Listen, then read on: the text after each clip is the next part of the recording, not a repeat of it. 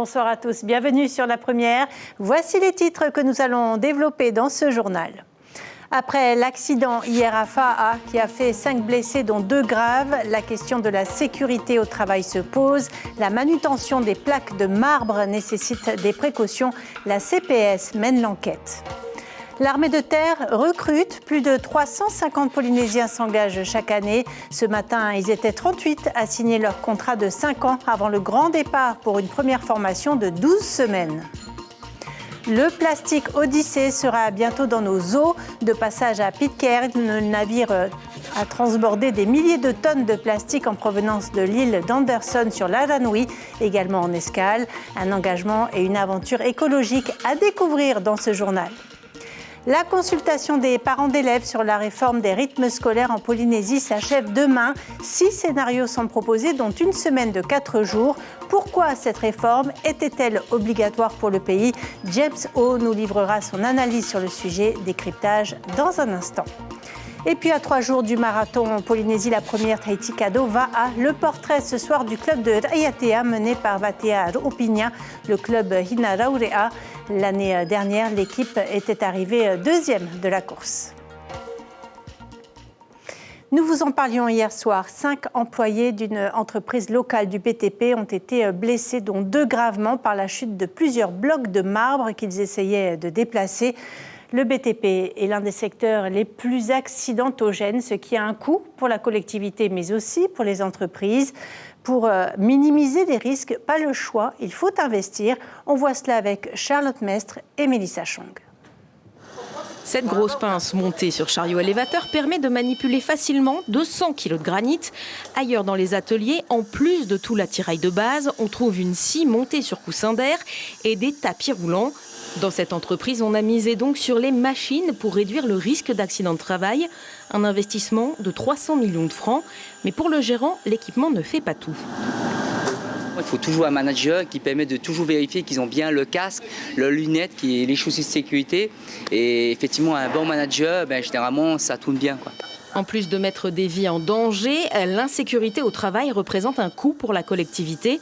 Avec environ 5 accidents de travail par jour en Polynésie, la CPS y a consacré plus de 600 millions de son budget en 2022. La caisse s'attelle donc à faire de la prévention dans les entreprises et même à sévir si ça ne suffit pas. Lorsqu'on a affaire à des situations graves qui peuvent conduire à un accident grave, voire mortel, à ce moment-là, la loi autorise la CPS à pouvoir relever les taux de cotisation des employeurs, mais sur la branche accident du travail. Et ce taux peut être relevé de 20% jusqu'à un maximum de 200%. La CPS est aussi chargée d'enquêter en cas d'accident du travail pour en comprendre les raisons et éviter qu'ils ne se reproduisent, avec comme ligne directrice la prudence. En 2022, 5 personnes sont mortes dans un accident de travail. Ils ont décidé d'embrasser une carrière militaire. 38 jeunes recrutés dans toute la Polynésie ont signé un contrat de 5 ans avec l'armée de terre ce matin à Tuahotu. Au-delà de leur métier de militaire, ils pourront suivre toutes sortes de formations et devenir cuisiniers, mécaniciens ou encore opérateurs radio. Dans un premier temps, ils partiront 12 semaines en France pour un premier stage. Juan Pautoru et Nicolas Sûr ont suivi 2 jeunes recrues originaires de Raiatea. Regardez. Ça pourrait ressembler à des dossiers d'inscription au CEFI ou à des formulaires scolaires. Il n'en est rien pour Raiatea, 18 ans, et sa sœur Tehei, 23 ans. Je vais m'engager dans l'armée parce que je veux servir mon pays pour avoir un avenir meilleur, changer un peu, voyager, changer un peu d'air. J'ai suivi une formation de maintenance à une école qui se situe à Raiatea. Je voulais continuer en tant que mécanicien. Je m'engage dans l'armée pour avoir un bon travail et pour avoir une situation stable et pour voyager. En gros, qu'est-ce que tu vas faire dans ce régiment? C'est tout ce qui est radio, opérateur. Pour la famille proche aussi, l'engagement dans l'armée semble déjà être la porte de sortie la plus sûre. Pour eux, les possibilités d'emploi sont bien meilleures. Ça nous pousse parce qu'aujourd'hui c'est dur de trouver du travail. La seule option c'est soit l'armée, soit le RSMA. Si je ne trouve pas de travail ici, je vais m'engager. Il y a mon frère aussi qui est déjà en France. Les cousins, les cousines. Ce mois-ci, 38 jeunes se sont engagés dans l'armée de terre, un vivier important qui ne cesse de croître. L'année 2023 était un peu décevante, un peu un trou d'air, mais là ça repart bien. Et il y a beaucoup de jeunes qui veulent s'engager dans l'armée de terre. Les ultramarins sont très appréciés pour leur qualité, notamment les Polynésiens, parce que c'est des gens qui sont calmes, qui sont posés, qui sont tout le temps de bonne humeur et qui sont solides dans tous les sens du terme. Et donc ça, c'est vraiment très appréciable quand on est dans une unité. Leur engagement en poche, ces jeunes recrues auront 3 semaines et demie encore pour préparer leur départ en famille. Ensuite, ils s'envoleront le 2 avril prochain vers leurs régiments respectifs pour débuter leur formation. C'était un projet du président Broderson, la mise en place d'une compagnie maritime détenue par le pays qui superviserait des porte-conteneurs entre la Nouvelle-Zélande et Tahiti avec des coûts fixes. Une solution rapidement rejetée par la majorité des professionnels et des acteurs polynésiens du transport maritime international. Les explications de Mélodie Ouhilamoa-Fationné et Jacques Damour. Les agences maritimes du Fénois s'accordent à le dire, le pays tout seul n'est pas équipé pour entrer dans l'arène du transport maritime international, au sens propre comme au sens figuré. Outre le coût exorbitant des navires adaptés au transport de conteneurs, il faudra également les accorder avec la taille du marché. L'isolement géographique et l'exportation quasi inexistante, entre autres, annulent la possibilité d'un partenariat avec les autres pays du Pacifique. La réalité du marché est bien plus compliquée. Nous importons toutes les marchandises dont nous avons besoin et par contre, on a quasiment zéro export. Donc pour les armements qui escalent en Polynésie, effectivement, peut-être qu'on peut s'interroger sur le taux de fret, mais comme je l'avais dit auparavant, le taux de fret appliqué par les armateurs inclut le repositionnement des containers évidemment vides. Donc où ils sont obligés de payer en totalité le fret alors qu'il n'y a pas de marchandises pour compenser à l'export. Autre préalable, un réseau de partenaires solides dans le milieu qui assurerait le reste du parcours des conteneurs venant d'Asie ou d'Australie. Le tronçon Polynésie-Nouvelle-Zélande n'est qu'un petit maillon de la chaîne. Auckland à Papeete, ce n'est qu'une partie infime du transport d'un container. Et on a effectivement des containers qui viennent de Nouvelle-Zélande directement, mais pas en quantité extraordinaire. Ce qui vient le plus au provenant du port d'Auckland, ce sont les containers en transbordement qui viennent d'Asie, de Chine et aussi un petit peu d'Australie. Du côté des importateurs, on s'interroge sur le comment, mais surtout sur la rentabilité économique de ce projet. Est-ce que tout cela ne provoquera pas finalement l'effet inverse ? Est-ce que c'est pour faire baisser les coûts? Est-ce que c'est pour faire venir plus de marchandises? Pour notre part, au niveau de nos sociétés, la Nouvelle-Zélande représente 8% de l'importation. Si c'est pour nous restreindre et nous obliger ensuite derrière à passer par cette compagnie qui ne va pas forcément être plus efficace que d'autres compagnies qui ont plusieurs navires, qui ont plusieurs conteneurs à disposition, est-ce que le fonctionnement qu'ils envisagent va être efficace pour les importations? Et enfin, une autre difficulté relevée, le recrutement et la formation des moyens humains à mobiliser sur ces navires. Il fera escale à Moorea dans une semaine, le 21 mars, puis à Tahiti le 2 avril. Le navire plastique Odyssée réalise un grand voyage de 3 ans sur toutes les mers et océans du monde pour lutter contre la pollution plastique. Jacques Damour a pu monter à bord de ce bateau exceptionnel à Pitcairn. Le plastique Odyssée revenait d'une mission à Henderson, une île proche de Pitcairn et propriété de la Grande-Bretagne. Les déchets ont pu être collectés et transbordés sur l'Aranui pour traitement à Papeete. Regardez. 20 heures après avoir laissé Rikitea dans son sillage, le cargo mixte Aranui jette l'ancre, avant bien longtemps, devant Pitcairn, l'île des révoltés du Bounty. C'est un voyage pas tout à fait comme les autres, car il faut avant tout mettre à terre et au plus vite les 158 croisiéristes aventuriers. Ensuite, coordonner des opérations de transbordement de plusieurs bagues de déchets plastiques collectés par l'équipage d'un ancien bâtiment de recherche océanographique rebaptisé Plastique Odyssée. On s'est concordé pour que les 2 navires soient là-bas. Ils ont passé une semaine sur Henderson avant qu'on arrive pour ramasser les déchets. À bord de Plastic Odyssée, plusieurs équipements destinés au traitement de la pollution plastique, dont une centrifugeuse, un broyeur ou encore une presse hydraulique. Ces outils permettent la transformation des déchets plastiques en tuyaux, tuiles, briques ou encore en carburant. Un véritable laboratoire flottant visant à démocratiser les solutions de recyclage, mais avec des process simples, peu coûteux et facilement reproductibles. Le navire arrive d'Anderson, une île corallienne haute de 37 hectares, complètement isolée dans le Pacifique Sud-Est, située à 200 km de Pitcairn. C'est aussi l'endroit le plus pollué du monde en intensité, avec plus de 600 morceaux de plastique au mètre carré, et fait de la gyre un gigantesque tourbillon océanique résultant de la convergence de plusieurs courants sur lequel Anderson se situe. On s'attendait à avoir une plage très polluée et c'était pour moi pire que ce que j'imaginais à la base. Pourtant, je savais que c'était l'endroit le sanctuaire le plus pollué du monde en densité de plastique. Des amas de plastique qui tapissent les plages de l'île, mais pas seulement. Rivages et plantes sont également impactés. On a extrait 9 tonnes, au total 9 tonnes de déchets plastiques, dont une partie seront recyclés à bord et une partie sont transférés sur la Ranui pour être amenés en Polynésie et pouvoir les recycler localement. Seulement voilà, Anderson est dépourvu de passe et la barrière de corail est un vrai handicap. Une situation qui n'a pas pour autant arrêté l'équipe de Plastic Odyssée. On a fabriqué un treuil à partir d'une vieille moto.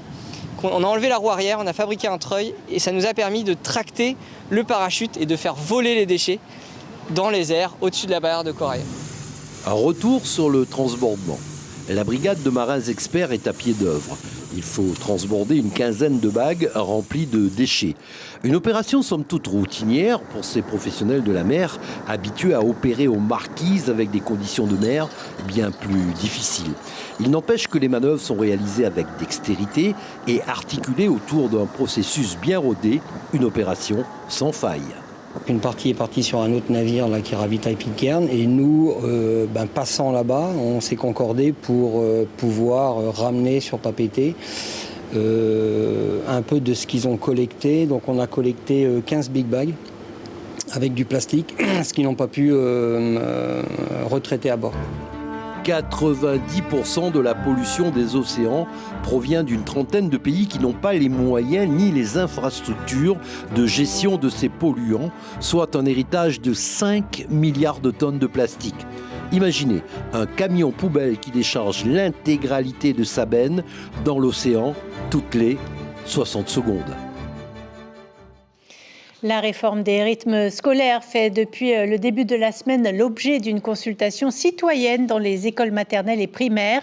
Jusqu'à demain, les parents d'élèves peuvent voter parmi 6 scénarios possibles, dont une semaine de 4 jours. Je vous propose d'écouter le ministre de l'Éducation qui était l'invité café d'Ibrahim Ahmed Aziz ce matin. Il faut rappeler qu'en France, depuis le décret du 30 juillet 2008, les horaires hebdomadaires de l'école sont répartis sur 24 heures. Et la France est largement au-dessus de la moyenne affichée par l'OCDE.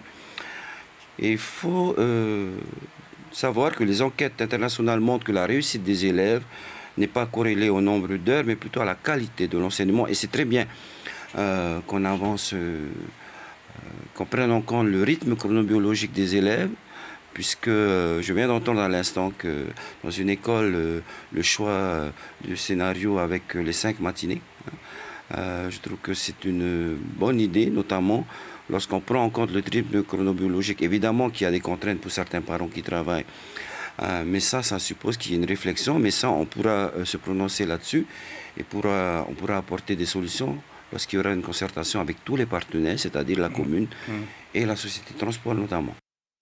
Pour y voir un peu plus clair, James O est avec nous. Bonsoir James. Bonsoir. Dans quel contexte s'inscrit cette réforme ? Alors, Sybelle, contrairement aux déclarations du ministre, il ne s'agit pas d'une obligation juridique ni statutaire, la Polynésie française étant souveraine en matière d'éducation depuis 1957 pour le primaire et 1984 pour le secondaire. Il s'agit plutôt d'une volonté commune du pays et des syndicats d'harmoniser les heures d'enseignement avec ceux de la métropole.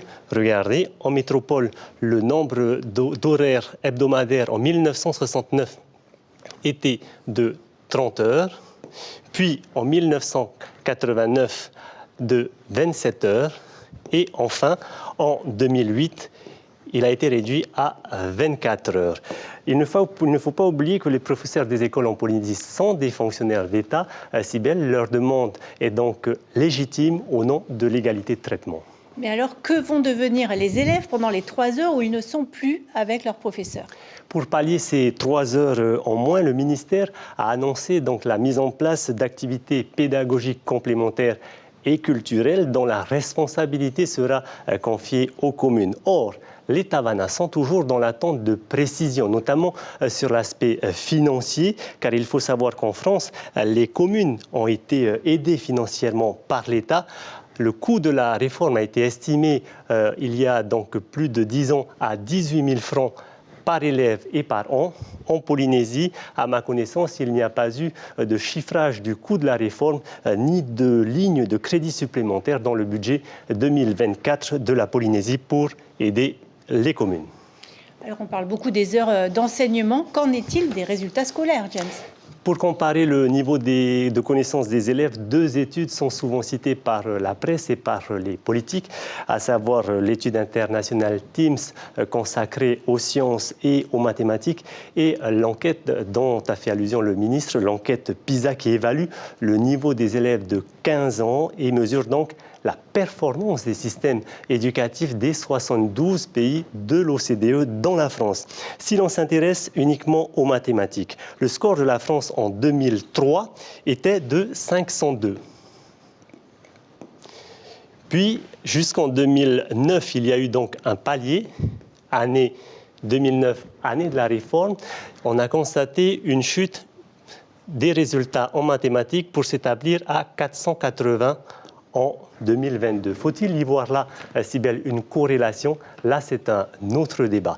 D'un point de vue politique, Oscar Temaru a pris le contre-pied du ministre de l'Éducation en demandant au gouvernement d'augmenter le nombre d'enseignements en Polynésie, en citant l'exemple de Singapour, en tête du classement PISA, Sybelle, en 2022. C'est d'ailleurs là-bas que doit se rendre le président Broderson la semaine prochaine. Merci beaucoup, James, pour ce décryptage. Ça y est, la Polynésie française a participé et fermé le relais autour du monde de Paris 2024.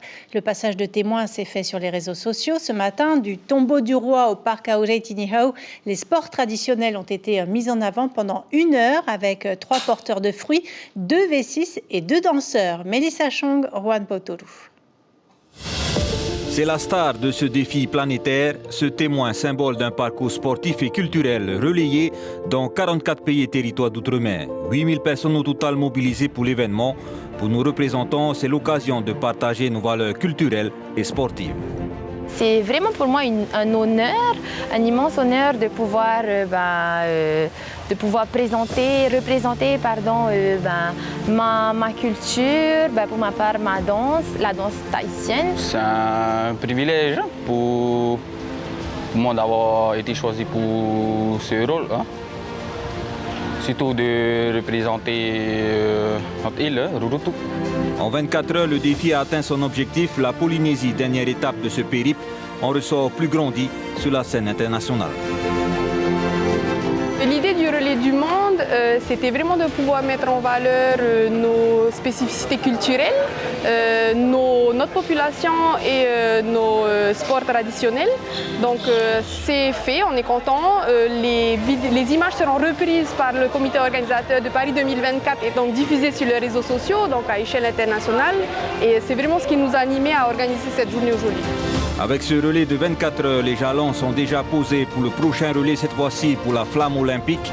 Un événement attendu le 13 juin au Fénois. Ils ont fini 2e du marathon Polynésie, la première Tahiti Kadova à l'année dernière. Et leur objectif est bien sûr de gagner cette année. Toujours dans le top 5 des grandes courses depuis plus de 3 ans, le club pourrait encore jouer les troubles fêtes avec une équipe quasi similaire. Hina Raurea compte plus que tout s'affirmer cette saison, à commencer par la première course de V6 samedi dans 2 jours. Arihoe Tifafana a suivi les rameurs lors de leur dernière sortie longue distance. C'est un scénario complètement fou qui est en train de se produire. Regardez un peu, ça parle entre Malatea et le Val de Chelles. On se rappelle tous de ce scénario complètement fou. Titiller les plus grands est devenu une habitude pour Hina Raurea.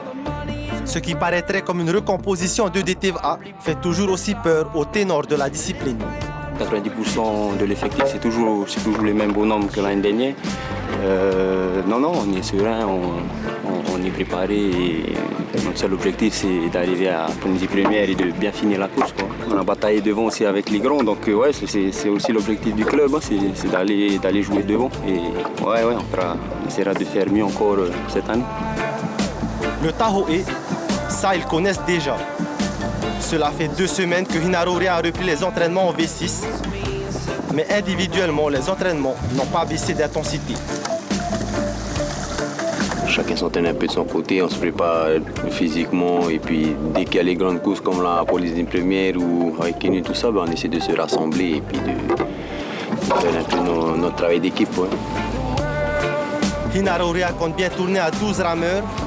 Le marathon Polynésie la première est une course moyennement longue mais très intense.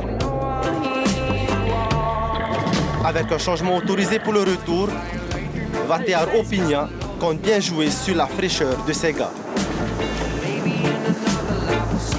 Et ça me permet un peu de tester ma baie, puis savoir si ça se mettait bien. C'est rassurant pour le retour. Bon, comme le but c'est toujours d'essayer de tourner à 12. Hein. Donc c'est les éléments frais qui feront la différence au retour. Hina Raurea prendra la ligne de départ samedi avec en tête faire mieux qu'en 2023. Faire mieux veut forcément dire remporter la course puisqu'elle a terminé 2e l'année dernière. Et si vous voulez tout savoir sur le marathon Polynésie la première Tahiti Kadovaa, rendez-vous demain matin sur notre radio pour l'invité café. Hayata Buluk donnera tous les détails à Ibrahim Ahmed Aziz. L'information principale de notre journal fait suite à l'accident du travail qui s'est produit hier à Fa'a lors de la manutention de blocs de marbre.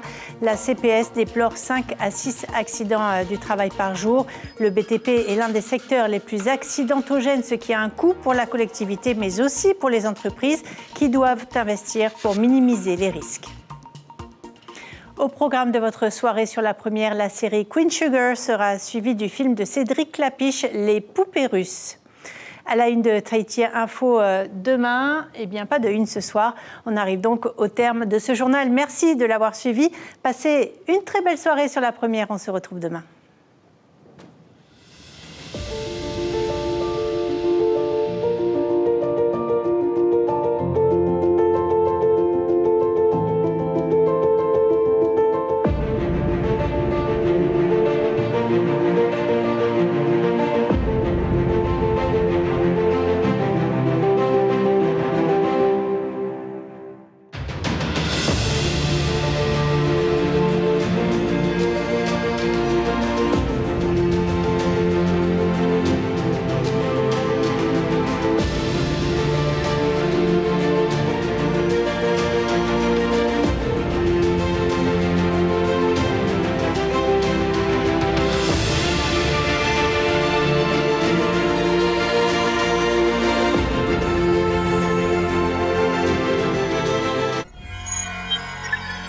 Retrouvez ce programme en replay sur notre site internet.